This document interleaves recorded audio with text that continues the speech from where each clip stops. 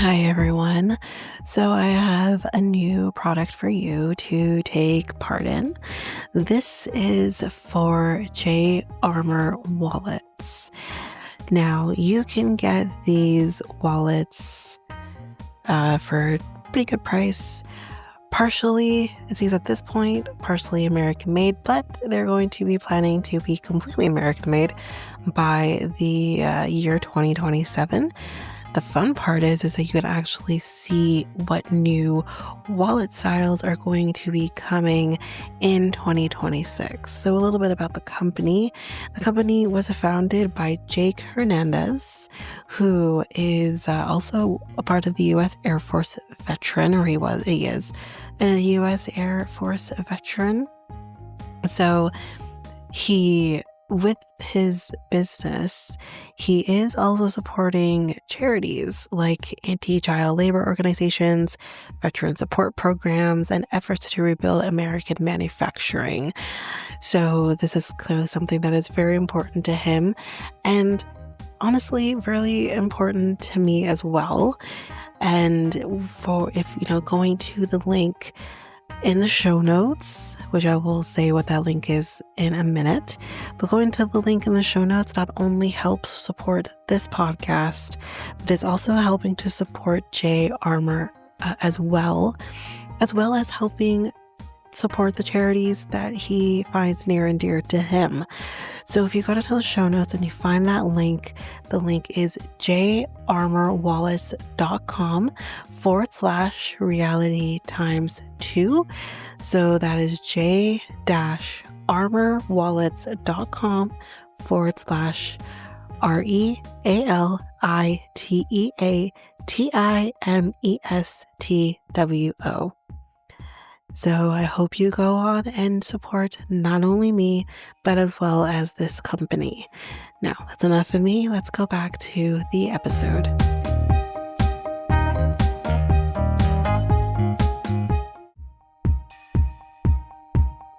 Patreon, going strong. If you want to go over there and join in on the fun, we got 3 tiers on Canadian dollars. First tier is $3 a month, where you get these episodes ad free. You also get AMAs once a month, or learn about me episodes once a month. And then on the second tier, which is $5 a month, you get everything from the first tier, as well as coverage of a reality show of yesteryear. That's right now Jersey Shore. We're currently in season 3. You can also go to the main feed, where there will be the first episode of every season released there. So you can try that before you head over to the Patreon. And then on the third tier, you get everything from the first 2 tiers, as well as coverage from a true crime documentary. We got the backlog of Ashley Madison documentary, Man of 1,000 Kids, Into the Fire, Lacey Peterson, and again, all those episodes for the first episode of each is in the main feed, so you can try that before you head over. So if you are interested, you can head over to patreon.com/reality times 2, and you can sign up for whichever tier you feel for. Again, you can try before you buy, which basically means you can try any tier for a week before committing to it. Even if you are on if you are on tier 1 or the first tier and you want to go over to the second tier, you could still try that second tier for a week before committing to the upgrade. So again, that is at patreon.com/reality times 2. And of course, the link is in the show notes, website, social media accounts. It's all available there.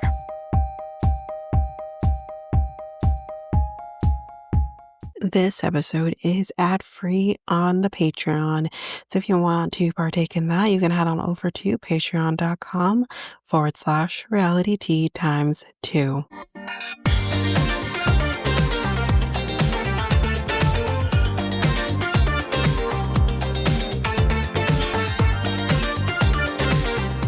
Welcome to Reality Tea Times 2, the podcast where we discuss all the trash reality TV we love to hate. I'm Tanika, And today we're going to be starting a new show. We're starting Secret Lives of Mormon Wives. Of course, Selling Sunset is currently happening um for the main feed, and this is obviously going on to the main feed, but as well. But new show for me because Selling Sunset is complete, and you should be getting, I believe, the last episode. Well, this is probably coming out towards, but you'll be getting the last episode for Selling Sunset next week. But let's just jump into this this beauty, a beauty of a show, episode 1, season 3. So we start off with kind of, the reunion with mainly seeing Demi and her nonsense. We find out that Jessi blocked Demi on socials and probably everything.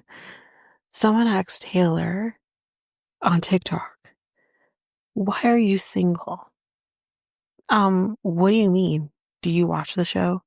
Do you see the man she had a baby with? What do you mean? Why is she single? Anyways, she says she's going to be attending a retreat for the next 2 weeks, so she's going to be missing a couple of Mom Talk events. So we basically go through most of episode 1 without Taylor, but that's okay. We'll be fine. We got a Mom Talk event. With this event, we find out that Whitney yet again left Mom Talk. What else is new? She wanted, apparently, the reason she left Mom Talk and the show is she wanted a ticket to the Oscars, and she didn't get that. And she also wanted a part on a scripted show. She didn't get that either. So she said, "Fuck you, Mom Talk, and fuck this show. I'm not staying." Great. This Whitney at her finest. More to come on that later. Demi apparently wanted to be paid 3 times more money than everyone else, so more than what she wanted in the second season, because she wanted 2 times everybody else in the second season. And she obviously didn't get that because, ma'am, we hate you now, and that's not gonna happen. When you're the villain, this is not gonna happen. And she ended up leaving Mom Talk and the show. Bye, bitch. For now. Miranda is still not officially in Mom Talk, although she pretty much is. Let's be real here. Jessi's mom, Diane, she's at this event, and I thought it was Jessi, but it wasn't Jessi. It was Diane, her mom. She looks these. We've only, I mean, I think we've briefly met Whitney's mom, and we've briefly met Michaela's, but with Diane, with Leanne, these moms, these daughters look so much alike. It's insane. But Jessi is supposed to be coming to this event. But Layla kind of trying to figure out where Jessi is because she wants to talk to her about the conversation that she had with Murchino. So, yes, we're back with this because what's this guy's name anyways? It doesn't matter. I felt very validated when Zach said he couldn't say his name, so it's fine. She wants to have this conversation with her about what happened. And she wants to do that without everyone else being in the mix. So she calls Jessi and she's like, "Where are you at?" And she's like, "Oh, I'm parking." She's like, "Okay, I'm going to come out and talk to you." So she does that and they sit in her car and she tells Jessi, "So I met Machines and I was only asking about me because obviously no one's expecting him to say what he said. And he tells me that you guys have been having an affair for 2 months. And y'all, Jessi's not mad. She's not confused. She's scared. This is the look that we see in her face. And very emotional. And she doesn't deny what she's being told. And she says, "I'm overwhelmed because I have been hiding my affair. So here's what's happened." She says, her and Jordan have been struggling and they separated back in September. Not sure what month we're in here. And she says, "I went to LA and in LA they kissed." But she says, that is it. we had an emotional affair because maybe they texted a little bit after that. Um, and she said that's basically it. Layla says, okay, well, here's the thing, because he told me you guys hooked up. And Jesse's like, hooked up in what sense? Like, what does that mean to him? And Layla says sex. And Jessi straight up denies that. She says, we never had sex. She mentions that, Layla mentions that he also said about this hug. If you remember, he mentioned how she like hugged him and like wrapped her legs around him and how she manipulated me and all this. And he says that I said, oh no, sorry. No, I'm getting confused because the guys they call him. I think that's the one they called him. And she's like, I'll call him so we can have like we can squash this. So Layla calls him and kind of wants to figure this out and saying that Jesse's kind of denied that they had sex. And he basically says, oh, like I knew she would do that she would deny it. And Jesse says, hey, Dick, I'm here. And, they kind of have this conversation about like we kissed, we didn't have sex. And he's like, because here's the thing. I want to preface this. It's just come up a little later, but this is not being clearly said here. When they kissed, he went back to her room with her, and he basically like either fell asleep there for a little bit or spent the night there, but like they didn't have sex. But that's kind of the thing. He says, and I quote, "Well, I had cum stains in my shorts, my guy." Just because you had what you think is probably was cum stains in your shorts does not mean you had sex. It means you potentially had a sex dream and you gooshed on yourself. That's all that means. Really? Wow. Jessi gets emotional at this and she says, I'm going to have to leave and I'm going to need to talk to Jordan. So she does that. And we see her calling Jordan as she's leaving, but we just hear the audio and we hear her telling him. And for him, we really do learn that, and I can understand it to a perspective, that he's more concerned about, say with me, everybody, the optics. That's what he seems to be more concerned about, is everyone knowing about this. So because we hear him say to her, are the cameras with you? And she says yes, but technically the cameras aren't, maybe they were, we're just not seeing it, but she's obviously being recorded. And this is what he says back to her. If you come home with them, I will be done with the show. Now, I can understand to the perspective of like, this is your personal life. You do not want your personal life on television, and I understand. But like, I feel like the most important thing here is your marriage and not how this looks. But that's just me. The next day, she says that they did talk and they have agreed to deal with this head on and be transparent, I guess, with the cameras about what's going on. He says, I don't deserve this. And in a sense, it sounds like she is blaming herself as well for what has happened.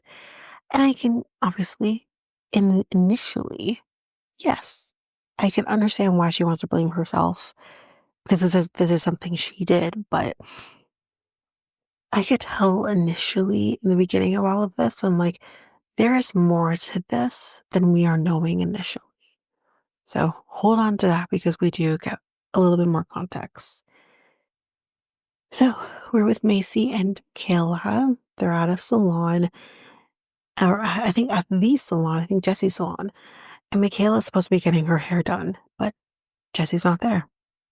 And this is really tripping them up because they're like, this isn't Jessi. First, Jessi doesn't come to the event the night before, and now Jessi's not showing up for this hair appointment. Like, that's not her. Layla shows up at the salon, and Michaela ends up doing Layla's hair at Jessi's salon. And Layla apparently has a birthday party coming up, and she's like, so I invited this girl, Kate. She's my friend. Like, we're really close friends. Oop, but she's also dating Chase. Now, for anyone who doesn't know who Chase is, Chase made an appearance last season and argued with Taylor about the swinging of it all, while Dakota was a dick and basically agreed with everything Chase said. Um, so that's Chase. Chase is also the guy who Demi said, Brett, he touched me. He touched me. He touched me, and I didn't want him to touch me. He literally grazed her shoulder. But anyways, um, her favorite line to say is, "I want to touch it. I want to." We'll get to that later. So basically, this is Chase. Okay, Chase is also the guy when while he was fighting, we saw Hakeem in the corner. Yeah, from Bachelor. This is Chase. So we're gonna get a little bit more information here about Chase when Layla is concerned. Oh, and I also need to add this part in case no one saw this last season. Layla dated Chase as well. Anyways, more on that later. We got Dakota and Jordan. They're meeting up with each other, and Jordan tells Dakota about what's kind of been happening with Jessi because they're just starting to tell everybody about what's going on. Not much else to say there. We see Jen coming from therapy. Jen Affleck, in case you need that. She's ready to go back to mom talk. She's doing better with her mental health. Zach says, I'm just worried about these girls not actually being there for you because they damn well were not there for her. He is right. Damn it. And obviously, with her being pregnant, he wants to make sure her mental health is being protected. And I do understand and agree with him on that. Damn it. Okay. So, damn it to the fact that I have to agree with Zach. That's it. Okay.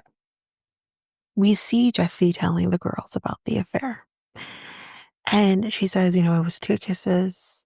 I wouldn't blame anyone if you don't want to be my friend. And I thought that was it was really sad. Like, she really is beating herself up about this. And of course, they say, oh no, girl, we are here. Then she says, by the way, he is telling Layla and everybody that we had sex. And he mentioned the reason he thinks we had sex was because he has a gum stain in his shorts. Michaela and Macy are like, the hell? Like, what? Macy says, I did hear that she cheated in her past. Well, we all make mistakes, right?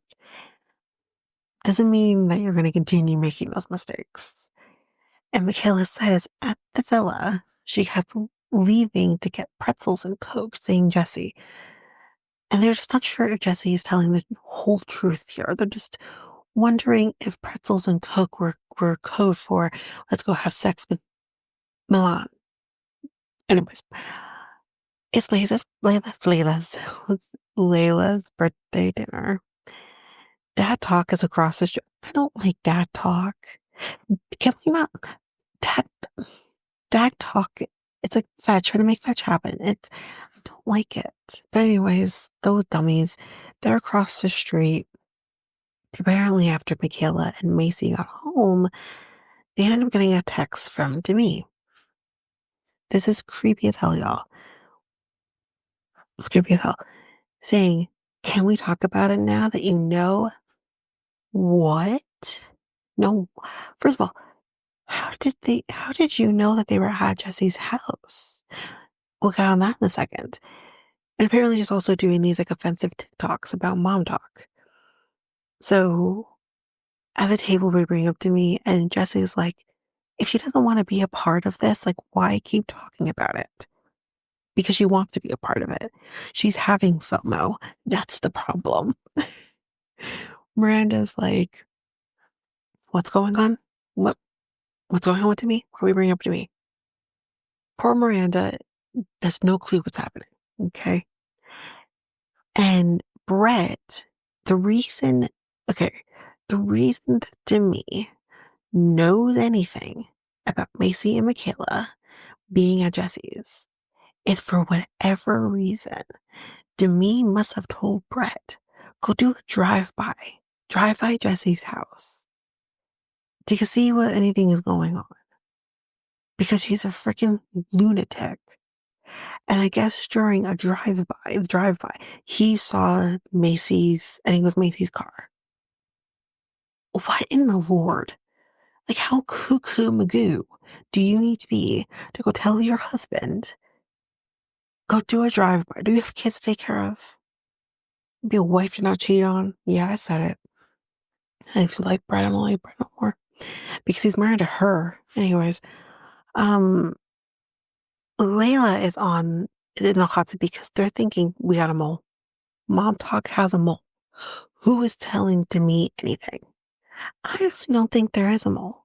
I'd be shocked if there actually is, but I don't think there is a mole. I think Demi has probably been making Brett do these drive-bys without Jesse's knowledge, but it's only because there was someone at the house that at the time that Brett does a drive-by is just happened to it was coincidence. I don't think there's actually a mole, personally. But that's just me. Prove me wrong. But they look at Layla because they're like, Layla is still friends with Demi. And they're also looking at Miranda because Miranda still talks to not only Demi, but also Whitney.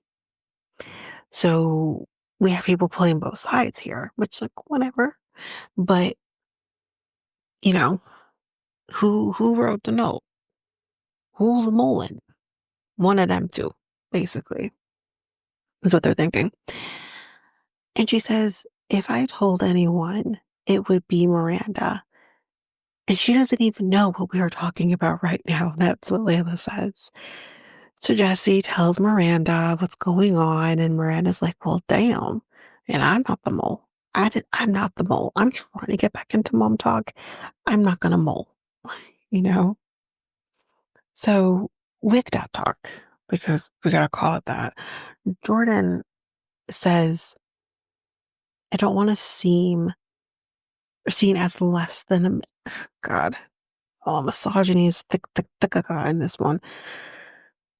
Jordan says, I don't want to be seen as less than a man because my wife, a woman, ugh, did this. And also because, I stayed.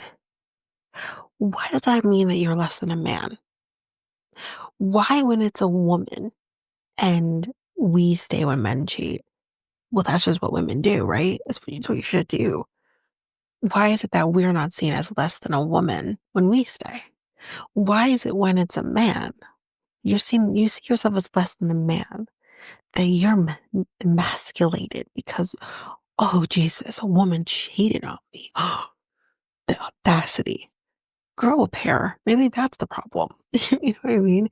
But in all seriousness, gender has nothing to do with cheating. Everyone is capable of cheating. Men and women or non-binary, we're all capable of cheating. And to use your gender to shame the other for the reason for the cheating, and then using your choice to stay in the relationship as a means to weaponize is not healthy and is unproductive.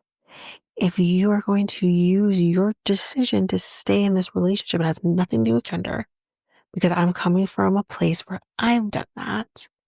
I stayed in a relationship to, once there was cheating involved. I'm currently in that relationship, but I didn't, use my choice to stay in order to weaponize it against my boyfriend. That's unproductive. I want the relationship to work. So I have to put my shit aside and he has to put his shit aside in order for this to work. So I don't understand why Jordan has to make it about his gender. No one gives a shit about your gender. This has nothing to do with it. But that's what it feels like. It feels like he is weaponizing it. Sir, if you don't want to stay because you feel emasculated, which you're valid in feeling, but if you feel emasculated, you don't want to be in this, you don't trust her, then make the moves to end the relationship. Or if you want to stay, then you cannot weaponize, I've said this before, you cannot weaponize your choice against her. That is unfair. That is just not fair. It's kind of when he said that, I'm like, oh, so this is what it's about. And I know the Mormon faith has that toxic masculinity. I get it. But you're with a woman who's trying to break down those gender norms, the patriarchy, those Mormon ideologies that have been implanted in women mainly. Because the men can do no wrong, it's the women. So if you can't handle the woman you are with, then I don't know what to say to you. Yes, she made a choice. Yes, it may have been the wrong choice. We'll get a little bit more on Jessi and her thought process with everything, which I don't think we're getting it in this episode yet. But yes, that's wrong. At its face value, it is wrong what Jessi did. But Jessi came and told you. Jessi apologized to you. And it could have been a way worse, but, and not to excuse, but Jessi's trying.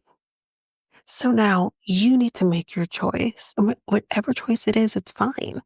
But you need to make your choice of, am I going to work on this with you or am I going to leave? That's it. Um, he says that he doesn't fully trust her. So they head to the next place and Leanne is here without Taylor. Ma'am, unless your daughter is here, I don't want to see you. I don't like you with your new face and shit, you know? But anyways, but then here comes Jace and his new girlfriend, Kate. This is his new girlfriend. I don't know if it's the same girl. Because I believe the girl he was with before is friends with Jessi. So I think this is a new girl. I think that girl's like, he sucks. So she left him. Anyway, as we know, and I kind of said this before, he does like to talk shit about people, especially people on the Mom Talk. He has this podcast, quote unquote, that he basically takes the opportunity to just talk about Mom Talk and everyone in it. He talks about Jessi's hair salon. So does to me. He'll talk about Taylor's affair, mind you, that involved you too, my guy. But anyways, he also, this part pissed me off. Okay? This part pissed me off. He can go to hell. Macy apparently only is getting famous because her boyfriend died. hmm In case you don't know, in case you didn't watch the second season, we do find out a little bit. I think we knew from before, but her first child's father, who she dated in college, he unfortunately died in a car accident. And we we did see a little bit having to involve that. So he's literally using one of the worst situations in her life because she was newly pregnant when that happened and is like using it to talk shit about her. What's wrong with you? Gross. So when he gets there, Layla's hugging him. Ma'am, wait, why are you hugging him? Why are you hugging him? He asks, why are you hugging him? Well, because he apologized to her, so that's why she's hugging him. Ma'am, did you see the way he acted with Taylor last season? Did you see the way he apparently is still acting on his podcast, quote unquote, with everybody else, including you? Like, are you serious? Like, Layla, honey, she needs a little bit of a backbone, just a tiny bit. Michaela is like, she's so fake. I mean, I wouldn't use the word fake. Confused. That's what I would say. I think Layla is confused. Macy and Michaela they're just pissed at this point because they don't, first of all, A, want him here, and B, they also are flabbergasted. They're just flabbergasted that she's hugging him and like seems to be okay with him. And they're also upset because Layla just did not tell them that Chase would be here. Because the thing is that she knew at that point that he was going to be there because he apologized to her. So she knew he would be there. So they tell her, you should have just told us. And like, Layla's like, well, what if I did? And I think it was Michaela basically said, well, I wouldn't have come. Like, I just wouldn't have come. And that's their choice. But Layla's just not getting it. She doesn't understand how this is an uncomfortable situation for the girls when this is a man who has talked pure crap about everybody. And um Layla talks to Jessi and Jessi says, because she basically, before I get to that, she basically tells Macy and Michaela, well, you can leave, like you don't have to stay. So you're gonna kick out your friends, the ones who are probably freaking loyal to you, over a man who has talked probably crap about you. And he's also an ex. Because like exes suck. Like, okay. There's a reason why they are an ex. But anyway. Um, so once that kind of happens, Layla talks to Jessi and Jessi says, listen, you're valid, but so are they. And they're kind of getting a little heated because I think like Jessie's trying to help Layla understand where everybody's coming from. But while this is happening, Jordan is having a complete meltdown because, well, she's more focused on, having an argument with other people. And again, the optics. He doesn't want people talking shit about him and the fact that they're going through these issues. Sir, unless you're opening your big mouth and telling people that she cheated on you, who's gonna know? You know what I mean? At this point, who's gonna know? My guy. You know what I mean? And I'm sorry, but she is allowed to have conversations with other people. If you, sir, can't handle the fact that your wife is still going to have conversations with other people, there's the door. Fuck off. Real simple. You know what I mean? He was pissing me off, let me tell you. And he says, I gotta go. I gotta go. I can't do this. I gotta go. Then leave. You stupid. Leave. Because, like, now you're trying to take away your wife's autonomy. And I'm not about that. Nor should she. So he ends up calling Dakota because Dakota is going to enable his behavior. Toxic men enable each other's behavior. It's fun. To basically come and get him. And then someone ends up going to Jessi and says, so he left. Like he just did the dip. And she's like, what? No, he didn't. No, he did. This is this is just some toxic ass behavior, y'all. Some toxic ass behavior. But anyways, that is it. That is it for this episode. So yeah, episode 2 will be coming very soon. But until then, guys, that is it for me. And that is it for this episode. So if you like what you heard, please rate, review the podcast on either Apple Podcasts or Spotify. Also, don't forget that you can also share us with everyone in your life if you really love this. And I do want to read those reviews. I'm definitely getting 5-star ratings, but I want to read those reviews. So send me those reviews and I will read those 4 and 5-star reviews on the podcast. Also, we're on every one of your favorite podcast apps. Every one of them, including you can find us on YouTube at Reality Tea Times 2. If you want to connect with us, you can do so by going to either Facebook or Instagram at Reality Tea times two. You can also find us on Twitter, TikTok, Reddit at Reality Tea times two pod. We also have our email, which is at realitytea times two at hotmail.com. Definitely want to hear from you guys. And we also have our new website where you can listen to all of these episodes. You can review the podcast on there as well. You can connect with me in any way, all the stuff. It's all there. And you can find me there at www.realitytea times two, all spelled out, dot podpage.io. It's there. And don't forget, I also have my other podcast with my friend Mikkel, Next Take Podcast, where we talk about all kinds of different topics. But you can find us on any of your favorite podcast apps over there as well. Or you can also go to YouTube and you go to Next Take Podcast, as well as our website, which is solo.to/Next Take Podcast. So yeah, there's that, and that's basically that.